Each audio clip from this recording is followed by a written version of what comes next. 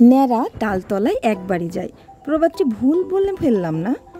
আসলে তাল যদি মাথার উপর পড়ে তাহলে আর রক্ষা থাকবে না, তালের মজা একদম শেষ হয়ে যাবে। আসসালামু আলাইকুম viewers, welcome back to my channel. Hopefully আপনারা সবাই ভালো আছেন। চলে এসেছি তালতলায়, দুটো তাল কুড়িয়েও পেয়েছি। সেই তালগুলোকে এবার প্রসেস করে নিব।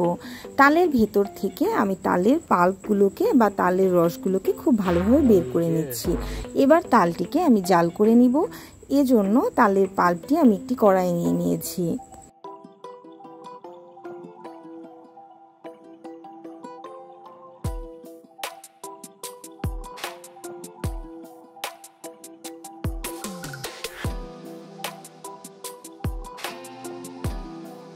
তালের রসের মধ্যে আমি দিয়ে দিব 1 কাপ পরিমাণ লিকুইড মিল্ক, 2 কাপ পরিমাণ চিনি এবং হাফ কাপ পরিমাণ নারিকেল দিয়ে খুব ভালোভাবে আমি এটিকে জাল করে পানি জাতীয় অংশগুলো শুকিয়ে আনবো।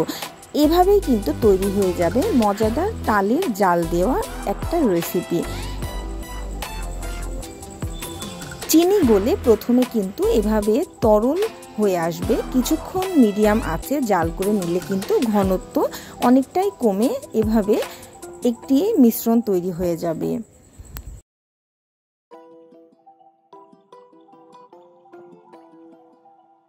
যখন পানি জাতীয় অংশগুলো একেবারে শুকিয়ে ঠিক এই ঘনত্বে চলে আসবে তখন আমি তালটিকে চুলা থেকে নামিয়ে নিব।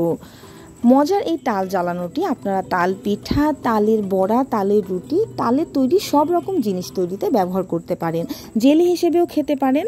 গরম গরম গমের বা চালের রুটি দিয়ে জ্বালানো এই তাল খেতে কিন্তু ভারী মজা। এটি আমার নানা নানির যুগের পছন্দের একটি খাবার। আমি কিন্তু 40 থেকে 50 শতকের কথা বলছি। আমার নানাকে আমি খুব মজা করে এই তাল খেতে দেখেছি। আপনারা অবশ্যই আমার চ্যানেলটিকে সাবস্ক্রাইব করে আমার পাশে থাকবেন। Thanks for watching.